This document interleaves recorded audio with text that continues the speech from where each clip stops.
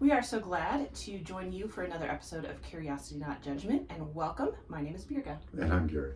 A little bit of a different setting for us today. We thought we'd switch things up, but we do want to talk about something that I think is near and dear to both of our hearts and hopefully really resounds with a lot of our audience, which is the concept around systems thinking and how we tend to really look inward about the systems that we're working on or the piece of the system that we're working on, not understanding really how it plays a role in the larger process, and sometimes having blinders on as it pertains to the quality of our work or the way that our work impacts others. Yeah, and there's just so many examples. The one that immediately comes to mind is when I was at Intel in the early days, me and another guy named John were the masking engineers. And so we owned all of what was called litho and etch. Those were two of the four: diffusion, thin films, litho, and etch, the four areas within a Intel factory called a fab. There's only four. Okay. And we owned two of them as two people. When I left Intel, there was 40 litho engineers. Wow. So what happens is we hired more people to get more work done, but then we had to have this specialty thing called an integration engineer, which was integrating all the things. In other words, to your point, each person was optimizing their own thing, which could actually decrease yields because an optimization in one thing might lead to a de-optimization or destabilization of the rest of the system. And so, exactly to your point, we don't have as many integration engineers as we probably need in the world. I like that title conceptually, and I can imagine what that looked like in your work setting. But yeah, how do the pieces fit together, and how do we make sure that one piece is not stealing the spotlight and taking away the effectiveness of another piece? And there's so many examples of this, I think, just in a variety of work settings. I was sharing with Gary right before we started recording that I'm participating in a book club that we're going through a book called, now I just went out of my brain, of course. Systems Thinking for Social. Thank you. Systems Thinking for Social Change. Thank you. And the concept really being, are we aware of any potential negatives that our piece of the system is causing? We get so caught up in believing that we're doing these good things, and they are good things, kind of, right? Like, we believe we're doing really good things when we're feeding the homeless, or we're, investing into some piece of the infrastructure around housing, or, whatever the category may be. But if we are willing to really step back and consider with a somewhat critical eye on our own work, reflecting as it pertains to the larger system, maybe we're not necessarily doing all the great good that we thought we were. Yeah, and in my space, for instance, I'm trying to inject microgrids and now gigagrids for data centers based on as much sustainable energy generation as we can. But that destabilizes the grid, and here's how.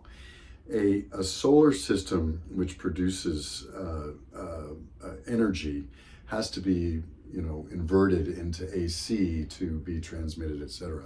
It creates a whole class of, without getting too technical, of these IBRs, inverter-based resources.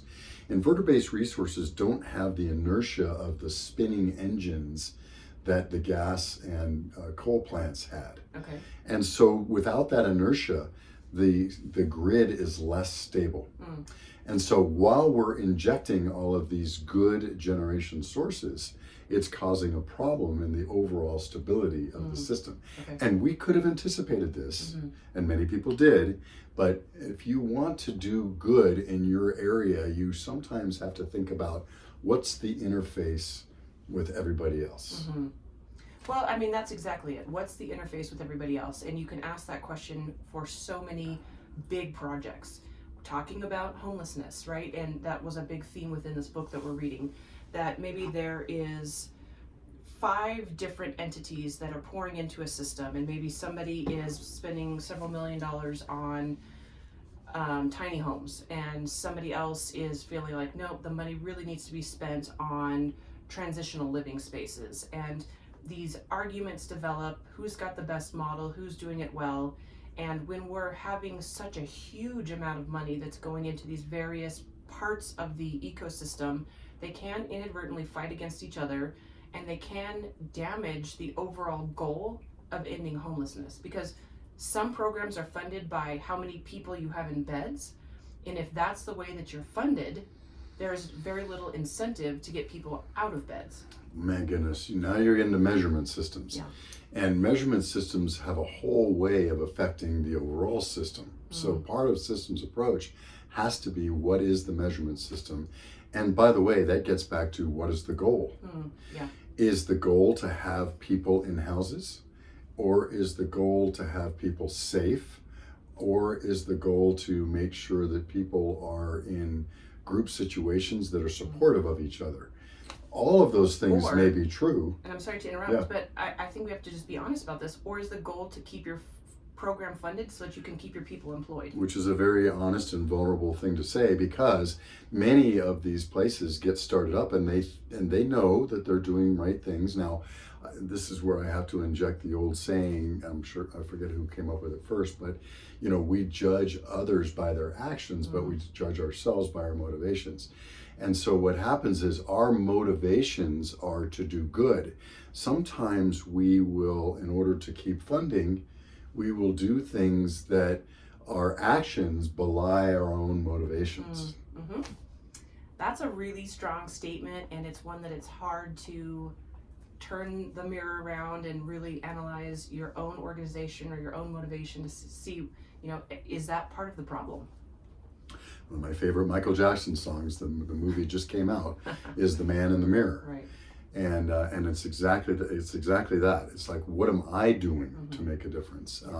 It's easy to point the finger and say, you should be doing this, or this group should be doing that, or what if we had these rules instead of the rules I'm currently dealing with? But sometimes that lets us off the hook with being creative, with doing things with what we already have. Yeah. Well, and then there's, the very real possibility of inadvertent harm, right? We maybe have all the right motives, and maybe we have many of the right actions, but maybe some of those actions are actually damaging the overall system without our awareness. Without our awareness. I'm sure there was many of those examples in the book. For sure there were, yeah.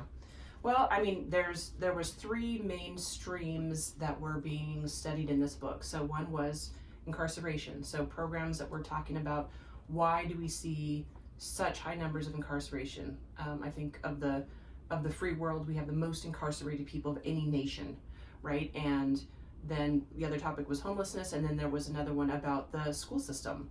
And you might have entities fighting against one another in that regard. So maybe you've got a state Department of Education versus a county or a city entity that has a different objective towards measuring student success. And then if you've got, again, massive amounts of money being poured into one or both systems, chances are you want your program to work, you want to have the numbers to prove it, even if that means that the long-term goal of solving the problem isn't being met. We've poured a lot of money into education. I mean, it wasn't that long ago, 70s or 80s, that we were number one in the world with our education system. And now I think we're 40th. And it hasn't been for lack of putting money in. We've put a lot of money in, and it hasn't been for a lack of putting administrators and people in designing curriculum and things. Sure. But are we better off than when we had a one-room schoolhouse with one teacher, right? I mean, the data would say no, right? So how are we putting resources to work in a way that's being helpful in the right ways at the right times for the right people? Well, let's bring in some curious questions around systems thinking and systems development, right? If you are part of a grand plan to solve X, whether it's in renewable energies or education, incarceration, homelessness, there's an endless amount of topics that we could bring into this conversation, but let's start to think around some curious questions about our particular role, and then maybe expand it outwards toward the role of our agency within that system. I think the first curious question is, how do I fit into the ecosystem? And or how does my group or my idea fit into the ecosystem? And and then kind of understand your place in it. Because if you're trying to influence the system is going to look at that piece of it differently based on their own lenses. So how do we, it's all about relationships and it's all about the interface. So how do we interface with the other aspects of this large system? Rarely, especially in this day and age, does one person own the whole system. Right. Or one company own the whole system. We're seeing this in data centers right now. Nobody owns the whole powertrain, so to speak, from grid to chip. Okay. And so those people who are all in there need to play nice in the sandbox and work together. Otherwise, we never get power to the chip. And so what does that mean? And to our earlier point, you can optimize one part, but if the rest of the system can't handle it, then it doesn't work. Right. So how do I fit within the ecosystem is probably a good question to start with. And I would say that question is then going to open up about 100 more questions, right? How do I fit within the ecosystem? How do we analyze that for ourselves? Are there ways that we can measure that, or do we need some external guidance? Yeah. I'll never forget I had a severe trauma in my life, and my dad came and said, "How are you doing?" And I said, "I think I'm doing fine." And he goes, "Yeah, you're not the best person to judge that right now." My point in saying that is the context of this next statement, which is sometimes we are not the best judge as to how we fit into the ecosystem. Yeah. We may have an intention of how we fit into the ecosystem, but that's where feedback from the other players in the ecosystem is so critical. So sitting down and interviewing and saying, okay, where do you see this aspect fitting in? And you may get answers on the range of it doesn't, because they don't like what you're thinking about doing, to, oh my goodness, this is everything, and what you do influences everything. And then everything in between. And so that's a good point, is to say, okay, let's not think about what I think about how I fit into the ecosystem, but let's talk to other people in relationship and see what they think and how I feel. Now, it doesn't mean that any one of those, whenever you're asking questions, the answer doesn't determine you, but it's absolutely necessary feedback. Yeah. And I think that's a big critical point here too, is because sometimes somebody will get some feedback, or they'll get an answer to a question, and they'll say, "Oh my goodness, that's everything." No, it's a data point. Yeah. And you have to take it in with all the other data points. So let's assume for a moment you're having this group discussion and you're getting feedback from other stakeholders, and they skew towards that left end, which is, we don't see how you fit in, or your piece isn't nearly as important as you thought it was. How do you absorb that, and then what do you do to move forward? Yeah, that's a really interesting one. There is a reason why our hearts get stirred. There's a reason why I think that I've got the right answer, or I am motivated or passionate about a given thing. One of the first curious questions is, where did that come from? What data do I have that these other people don't seem to have? And I think that's a really good place to start, because then you can ask the question not about, well, how come you don't believe me, or attach yourself and your own personality and self-esteem to the idea. Just say, well, here's what I'm seeing. What are you seeing? Are you seeing this? Yeah. And we just disagree on how to approach this, or are you not even seeing this? Right. No, I think those are great example questions of how to begin some of those dialogues. So I think our response is going to be largely dependent on how we're wired, right? If there's a space of insecurity, or feeling like you need to defend yourself or defend an idea or the validity of a organization or a project, we might have a tendency to respond in that kind of combative nature. Whereas if you are feeling confident, that internal drive to do the thing, is based on good data, comes from a place of, research and valid thinking, you can approach the conversation differently, not having to be so defensive. Sure. And anytime I think I'm going to be defensive going into a situation, I generally try to play the script out. And I try to say, okay, in this conversation, if the person just totally dismisses out of hand everything I had to say, how am I going to react? Mm-hmm. If the person kind of engages but thinks that they've got a better idea, how am I going to react? If the person steals my idea and goes off and does it anyway, how am I going to react? Mm-hmm. And the older I get, the more it's like, hey, if this person steals the idea and it gets done anyway, my job is done, right? But that's not the way I've always felt. Right. So it depends on the person, the personality, the season in life. It depends on a multitude of factors. Yeah. But I think it's always good to play that scenario out before you walk into a situation and say, if I'm totally rebuffed, if I'm totally told, that's not even a problem. We don't need to talk about that. That's not the way we even see things. What's going to be my response? Right. And I think that kind of internal rehearsing is critical, especially if you want to have these productive conversations. And I remember getting some counsel many years ago. The idea was love it for a minute. Whatever gets said to you, just take it as if it's truth for a minute. Wow. And let your brain kind of mull it over, and then consider what you're going to spit out at the other end. So if you were to approach me and say, your idea is invalid and you don't really have a part in this ecosystem, if I try to love it for a minute, what does that mean? It's like, great, I'm freed up to go do something else, or whatever you have to tell yourself, right, to love it.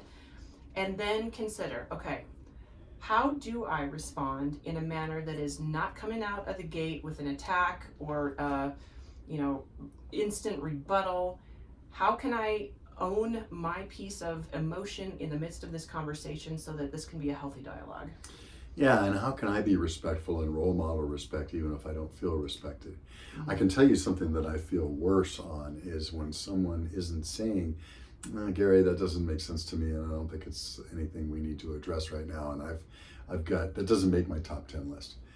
I'd rather someone say that to me than just nod ahead and say, that's a really good idea, Gary, we should pursue that, when their body language and everything else they're saying screams, I don't care about this at all. Mm-hmm. I would rather people be open with me. At least I know, right? And so then we can deal with it on that level. But even if I'm feeling disrespected, how do I role model respect and say, yes, and instead of, well, that's ridiculous, or start telling them that they're total wackadoodle, right? And how did you get here? Right. How are you even functioning in life, right? I mean, it doesn't help, right? It doesn't help the situation. If indeed you're trying to influence a system, you can rail against a system, you can beat your head against a system, or you can try to influence a system, in my experience. And if you're going to try to influence the system, then the system has to know that you've been thoughtful about it and want to, usually evolution versus revolution, and then, although some systems need revolution, but then how are we going to get from here to there?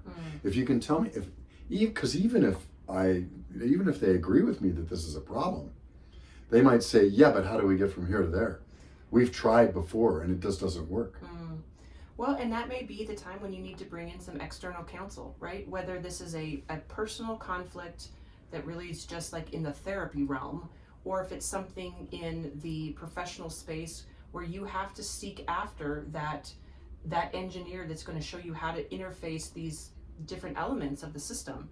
And maybe it's called different things in different industries, but you might need assistance and guidance of, all right, we've come to the table, we both recognize these are really strong components, these are both elements that need to be present. We do not understand how they work together. Well, and look at, in the data center world right now, people are saying, well, we all recognize that the data centers need more energy.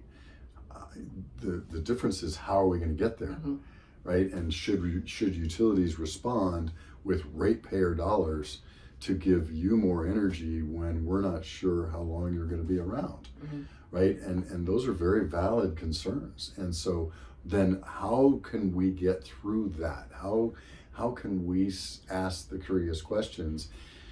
If somebody says to me, well, that's great, Gary, but there's no way to get from here to there.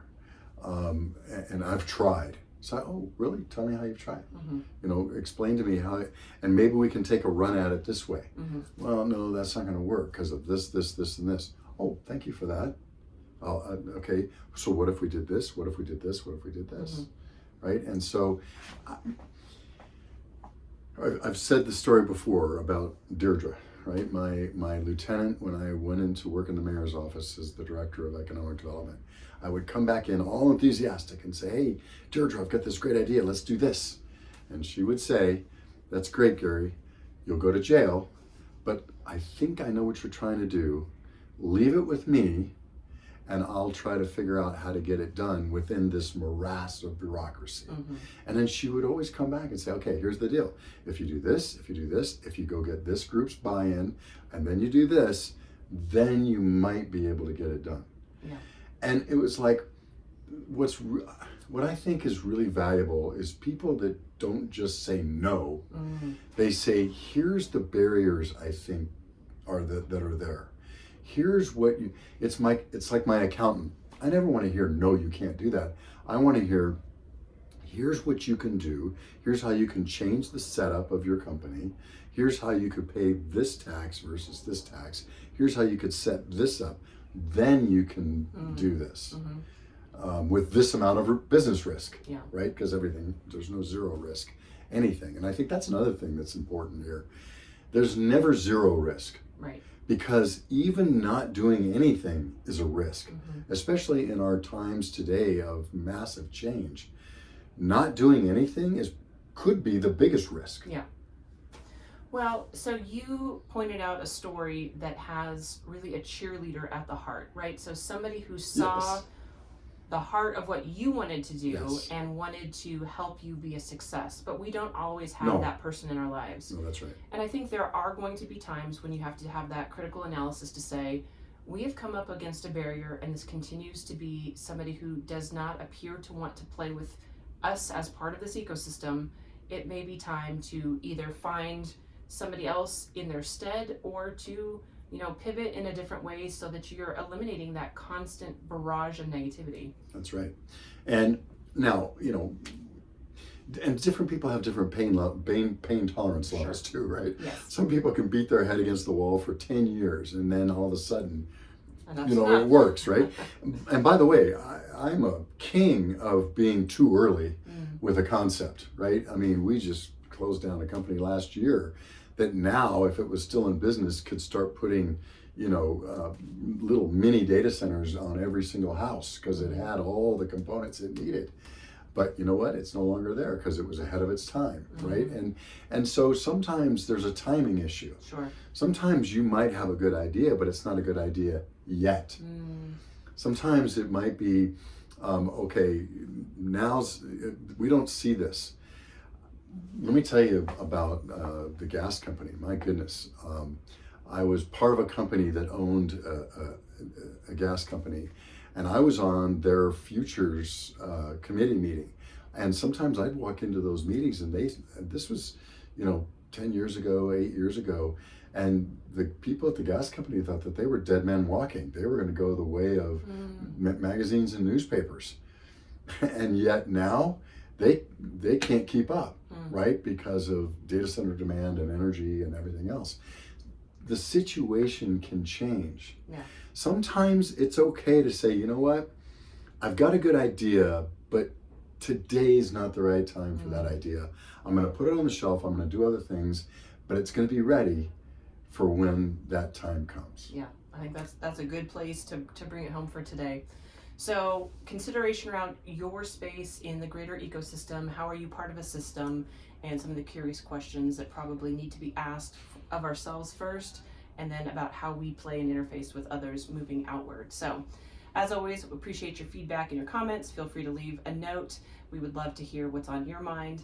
But until then, we'll wish you a great week, and we'll see you again soon. And take good care.